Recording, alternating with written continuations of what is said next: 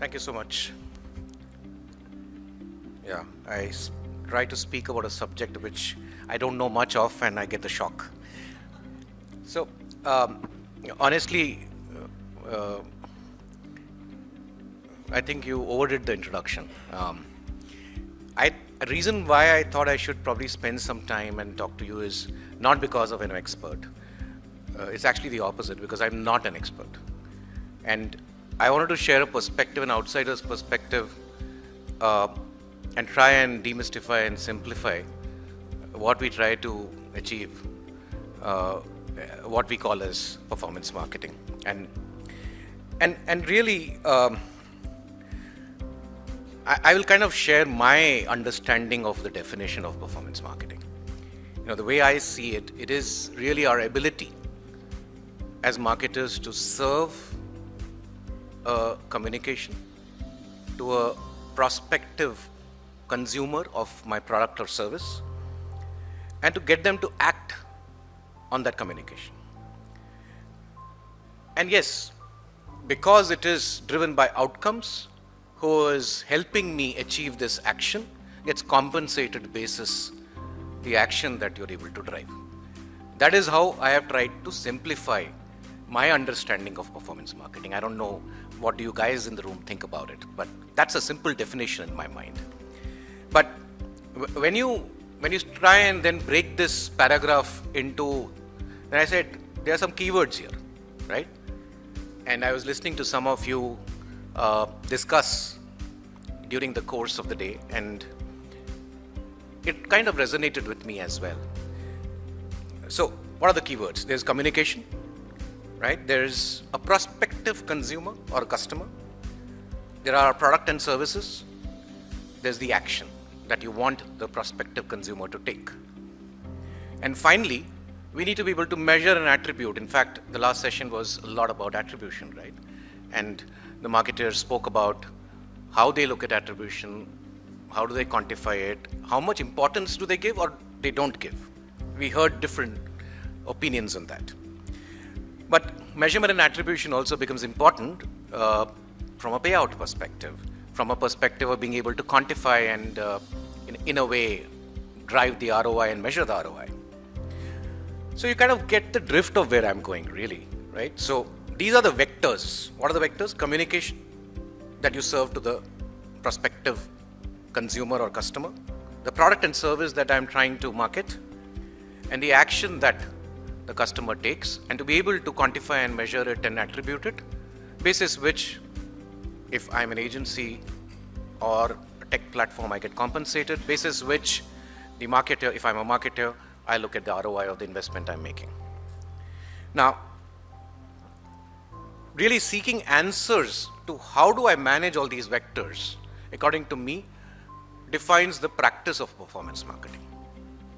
If I'm able to answer all of these questions in real time, every time somebody throws a jargon at you, try and decipher that jargon in these 4 or 5 vectors.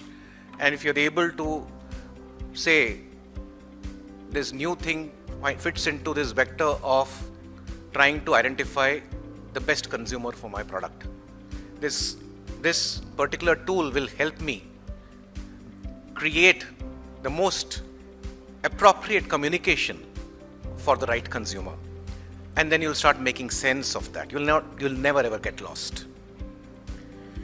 Now, we do know that the actions that the consumers takes is not just a function of the communication served to us at that point in time, right? And not through just one medium. And when we were having the discussion on attribution earlier, this discussion was really something which took some time, because how do you attribute that only because of this communication, the consumer took that action or the audience took that action? Very difficult to say. And this is where I think our ability to connect and drive action and measure it in an omni-channel environment becomes very critical, because that's the reality of all of us as consumers. We are getting triggers multiple times in the day, in multiple ways, in multiple environments. Our decision making is a function and synthesis of all of these triggers. So being able to build an omni-channel strategy to make sense of all these triggers, and thus the action that I take as a consumer becomes very critical. And I'll take a pause here and share an experiment I did on myself. This was about a couple of months ago. I don't know whether I've shared this earlier, but I intentionally, and it's very difficult, believe me, it was a torture to do this. I intentionally started counting during the course of a 12-hour day the number of times I consumed any piece of content in any kind of an offline or online environment, or I did a transaction, or I had a conversation during the course of a day. And I'm not that young, so obviously you can assume my numbers will be lower than some of you in the room. But my number was around 250 such instances in a day, in a 12-hour day. Now, what does it mean? That is the challenge for us as marketers, really. That's how fragmented I, as an old man, am in terms of the time that I have available for consuming a communication. Now, imagine somebody else who's younger, probably in their 20s, probably it's 250 is going to be 500. That's really the challenge. And hence, having an omni-channel approach to performance marketing is absolutely critical. And I believe a lot of the research, a lot of the tools, and a lot of the work that we are doing and we should do and continue to innovate is to try and make sense of this consumer reality and harness that understanding to be able to drive better performance on the way we deploy media to drive actions. That's the first, I would say, area where I feel we need to spend a lot more time.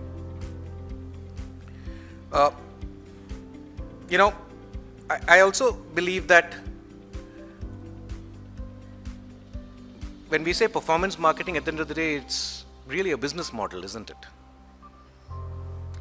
How is the communication that we serve to the consumer different from what we call as brand marketing?